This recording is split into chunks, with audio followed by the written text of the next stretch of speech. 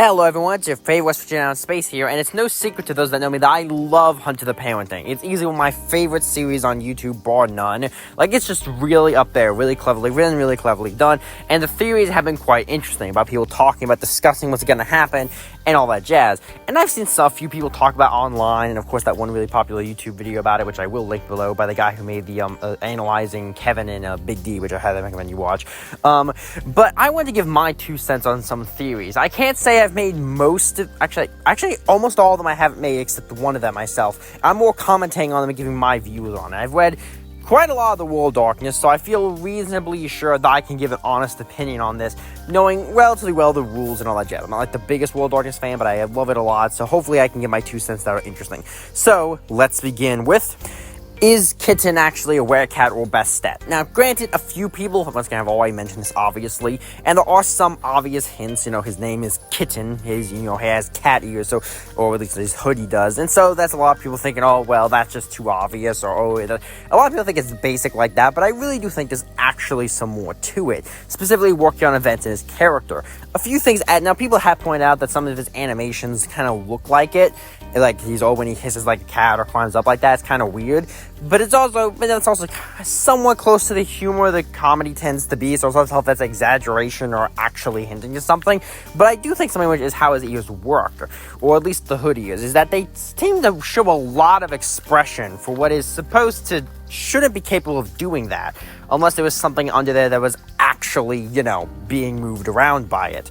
But even more broadly, I think it kind of works interesting thematically because you then have, of course, his previous girlfriend who, being a huge weeb in Japan, cat people, Japan, I think it's kind of funny like that perspective. But I do think there's another thing that actually makes a bit of sense, is that, well, how does it all work?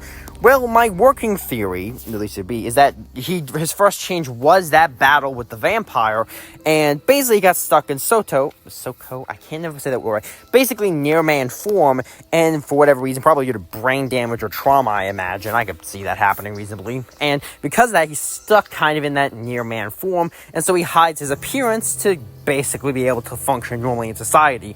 I think only his ex and Magnus probably know, or Marcus technically. I think only those two would know. It's possible Big D would know, although I would totally believe that D knows, but Kin doesn't know he knows. And I think that's partially why. I don't know how they'll actually reveal that, but I would think it would kind of make sense. It'd be funny too, I think. But you want to ask the question, what tribe of the best that he belonged to? And personally, I think it's the Baganeri, I can never say this right. The were-leopards, essentially. They fit his personality. They're very focused on, justice and learning secrets and that kind of thing. He can be quite vengeful. It fits Kin's character to a T, and their actual banes, like things they can't do or weaknesses, wouldn't actually affect Kitten very much, being able to hide who he is. So overall, I think that probably makes sense. I think it's very possible he could be a best stat. Moving on to someone else related to him, though. Is Marcus a mage? Now, a lot of people have been thinking this was going to be a thing just because of the character from Emperor the Texas he's based on, or at least inspired by. But even in the episodes, there's, of course, been hints to the idea that, he has magical powers, or at least some weird stuff tends to happen around him. Now, a lot of people have tried to wonder about, well, how is he hiding this, that kind of thing. And I think it's quite possible Magnus could be a mage, but I don't think he knows about it. Specifically, of course, I had to dig into it. Is it possible for a mage to awake without knowing they have? And I can't really find much in definitive way about it, at least reading through the core book of Mage 20 and doing some basic research online. However, I think it's possible he could be some variation of a sleepwalker, or some similar concept where basically he is awakened, he can do magic, but he doesn't really know he can do magic. And specifically, I think he has an affinity spear and entropy. Affinity spears are basically what type of magic your mage is good at or best at. Now, the reason I say this is because the effects people often attribute to him being, of course, his time in the pub when that guy was trying to beat him up, all his weapons kept breaking over and over again, which would be a fate or decay type of spell, which falls under the entropy spear. But I think something no one's considered is Marcus gets beat up a lot. Like, he takes a lot of damage, and granted, and he doesn't even seem to properly always heal from it. Granted, it's because he takes by far the most out of any character, but he spends most of the time in the series heavily damaged, which I can't help but wonder that's some subconscious entropy trickery going on here. Which, granted, normally mages don't have that kind of damage with their abilities, but I do think it's quite possible, given the fact that, he isn't really consciously doing anything. The only two parts I think that could really hurt, well, actually, the only part I think that could really hurt this theory is simply the fact is that that was kind of the ability. Things really instantly decay, things with manipulate fire. That is pretty high up on the entropy. Like, basic mage characterization stuff, you could have 3 points in one sphere, specifically your affinity sphere, at character creation. But generally at character creation, you are assumed to have some actual experience with magic. I'm not entirely sure if it's possible for a basically completely new mage to have 3 dots in entropy. If someone more versed in Mage the Ascension could tell me that'd be great. However, and though I do think it's quite possible that mages could become a mage, I think there's also another distinct possibility that could be manipulating how we got out of that situation so well. Another person in the room that I think could have potentially been manipulating things this whole time. Specifically, I think Elsinore Coupler, which I can never say that right, I'm really bad with names, is the werewolf that killed, of course, the old man at the end of the latest episode. Now, that may seem like a bit of a stretch, if you will. Now, once again, I'm also working on the assumption that pretty much everyone has made that whoever killed him was a werewolf. I do think that lines up all that jazz. But why do I think her specifically? Mostly it comes down to when he died, she literally left right before. I don't think many people have noticed that she was one of the few periods we don't have a good idea where she was. But in fact, she told everyone where she was going. And then, of course, it's possible, but it's also possible she just, lied. I just think it's also quite possible. But the question is, well, what other reasons do I have?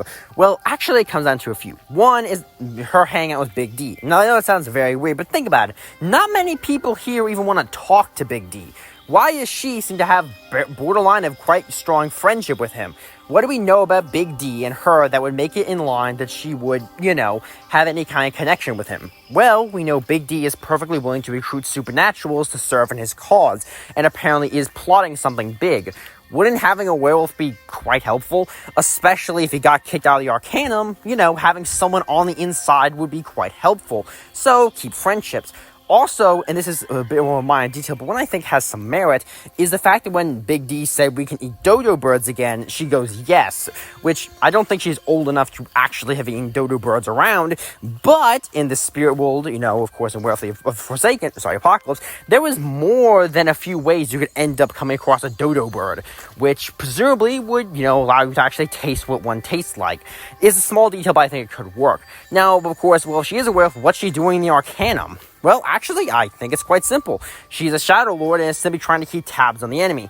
Specifically, using Arcanum resources to gain an understanding of the enemy. Now, that's the thing, really, is that most of the World of Darkness supernatural factions don't have a great understanding of each other. Sometimes it makes sense. Other times it's so comedic, I don't understand. Like, how come the Glasswalkers in World of the Apocalypse don't know about the clans of vampires continues to boggle my mind. But regardless of stuff like that, is that generally speaking, they don't have a great understanding of each other. But the Arcanum loves collecting information. It's one of the biggest things. They want to collect all the knowledge that they can. So having, someone on the inside who could get all the information would be extremely helpful. Shadow Lords love this kind of information to exploit or manipulate or blackmail opponents, so it makes perfect sense. Also, if the Arcanum ever needs to, or decides it wants to go hunting supernaturals, she could carefully steal them away from the target. In fact, it would help even more so, because if they think presumably at this point that, of course, a ghoul killed him, then this would only ranch up the hatred of ghouls and vampires, which would conveniently turn their attention away from werewolves, working just as planned. The only real thing I don't understand is why she would kill him. I don't know, maybe he was the ghoul, maybe he was onto her, maybe he actually has a dark secret or is secretly evil and we just don't know it yet. I don't know either way, but either way, I think it's quite possible that she's the werewolf. But ultimately, I do want to ask the biggest question of all Hunt of the Parenting. What the heck is Big D's deal, okay? Now, that's one of the biggest questions a lot of people have had, and pretty much most of the community has come to the decision that he is some type of supernatural, purely because, well, how has he been alive this long? And to answer that question, I do fully believe he's actually been alive for at least a couple hundred years, and quite possibly longer. Now, granted, the reason I think this is actually, now, one may say, but he's just crazy, he's just making stuff up. But A, he seems to have a pretty good understanding of at least some things from history. marketing some of his insanity, of course, as we see in several shorts, we understand that at least some of his insanity actions are actually basically just an act he's putting on, so we can't know exactly when he is being crazy and when he's just acting crazy. But even more so is that, simply put, there isn't really a reason to act like he's older than he is, because all these times he says something or implies that he's older is only causing him suspicion. Remember, he works with a group of hunters. His entire family is a group of hunters. He works for the group of the Arcanum, who are all hunters of supernaturals to various degrees. And one of the most basic things about some of them is that they can live a very long time, so why are you constantly giving yourself away of doing something suspicious? Quite frankly, I only think he would make all these slip-ups or references is if he was that old. Specifically, I used during the interrogation of Kevin, when Kevin asked him about do you mean the 1990s, right? To imply when he was first started hunting, and he simply says, yeah, let's go with that. That's simply not the kind of thing you would do unless you were actively, or at least loosely, trying to imply that you were older than everyone thinks. Now, adding more to that is the question, well, what is he? The first example some people would give is vampire, because they're well known for their mortality and, well, vampire in World of Darkness, but that doesn't really make sense. Because he can be out in the sunlight, it's hypothetically possible he could be a vampire who's achieved Golconda, but I don't tend to think that is what we're seeing here. It's not impossible. It's also possible maybe he's just really ducked out on fortitude. And when it comes to the other supernatural lines, either they just can't live as long as he seems like he's been around, or in practice they don't. But I really do think there was one that would actually perfectly line up. Specifically, that a few people have commented, he's a mummy. He's just a type of mummy. And that, I think, could actually make some sense. There is a few problems with it, but we'll get into that. But overall, it would explain how he's lived so long, but also why some of his memories seem spotty, simply when he was alive versus when he was asleep. And most mummies were made in Egypt, which is right next to the Middle East, so it also worked with the fact that he seems Middle Eastern. All this works pretty well. There is, however, one kind of problem, is simply that mummies are infertile. They can't have children, and yet Big D clearly does. Quite a few times, actually.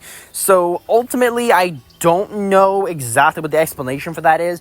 A later variation of mummies in the setting, which I do not believe he is from Mummy the Resurrection, can have kids, so maybe he somehow managed to upgrade fully later. Maybe he's using some other kind of magic. Maybe he's one of like those other kind of mummies that's only loosely elaborated on. Maybe they can have kids. It's not exactly sure in my opinion. I do agree it's a bit of a flaw, but seeing how Big D is like he is, I wouldn't be shocked if he just found a workaround somehow. But that does get to one of the question. Well, why should he be a mummy, even if we ignore that one tiny weakness? Well, I think it actually makes sense. Mummies in the World of Darkness are well known, or set up, at least in the old world, as the crossover game. They're the ones that make connections with all the other supernaturals and stuff like that. And that would make perfect sense for why he does. He makes friends with vampires. He makes friends with whales, if you believe my theory. And ultimately, that would be exactly what mummies would kind of do, especially if they're independent.